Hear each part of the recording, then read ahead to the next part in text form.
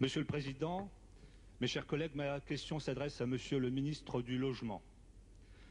Pour un certain nombre de nos concitoyens, l'événement le plus important de ce mois d'avril, c'est malheureusement le retour du temps et de la crainte des expulsions de domiciles dont ils ne parviennent pas à régler le montant du loyer au regard des problèmes financiers qu'ils ont à connaître. Monsieur le ministre, j'ai écouté il y a un instant la réponse que vous avez bien voulu adresser sur ce douloureux problème à notre collègue Monsieur Grémès. En tant que député du Pas-de-Calais, en tant que député de l'ancien bassin minier du Nord-Pas-de-Calais, je dois vous dire en toute mesure, mais aussi en toute conscience, que j'ai trouvé votre réponse assez optimiste.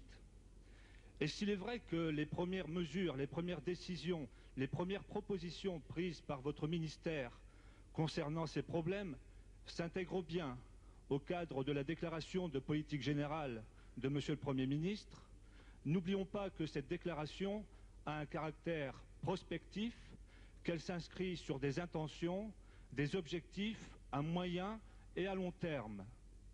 Or, les familles qui viennent nous voir ont des exigences très directes.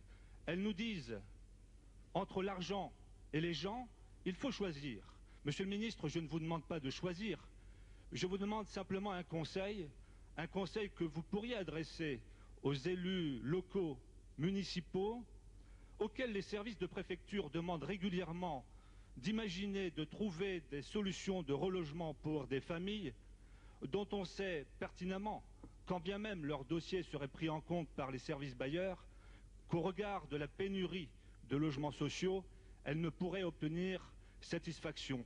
En d'autres termes, Monsieur le ministre, est-ce que vous pensez que cette mesure juridique d'expulsion est une mesure qui est encore crédible et viable, dans la mesure où elle ne peut être gérée dans le cadre d'une politique globale, puisque vous l'avez dit vous-même, les mesures ne peuvent être prises qu'au coup par coup. Merci. La parole est à Monsieur le ministre du Logement. Monsieur le Président, Monsieur le député, Mesdames et Messieurs les députés. Monsieur le député, je suis sensible à la façon dont vous avez posé le problème. Tout à l'heure, j'ai indiqué quelles étaient les proportions que nous constations devant les tribunaux et ensuite devant l'autorité préfectorale.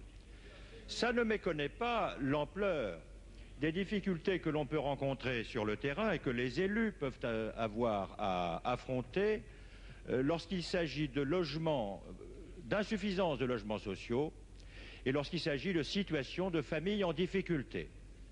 La solution de ces problèmes passe par l'intervention commune et concertée de l'ensemble des autorités compétentes. Bien sûr, les préfets ont une vocation de coordination, mais je pense que vous partagez avec moi le sentiment qu'on ne saurait se débarrasser sur l'État ou sur les préfets qui les représentent de l'ensemble de ces problèmes. Et par conséquent, il faut y associer les maires qui ont la responsabilité et la connaissance des choses sur le terrain.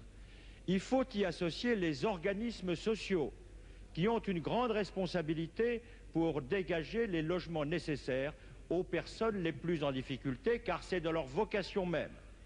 Nous avons dans chaque département un fonds départemental de solidarité pour le logement qui est financé à part commune par l'État et par le Conseil général et qui doit normalement permettre de résoudre avec les partenaires que j'ai évoqués les situations de difficulté qu'on rencontre. Je suis tout prêt à revoir ce dispositif si il s'avère à l'expérience qu'il rencontre des difficultés dans des départements particulièrement pesants dans ce domaine. Je suis conscient aussi, avec vous, que 10 ans de politique du logement allant année après année vers une réduction du nombre de logements construits n'a pu que déboucher sur la situation que vous connaissez et à laquelle je m'emploie avec le gouvernement à porter remède.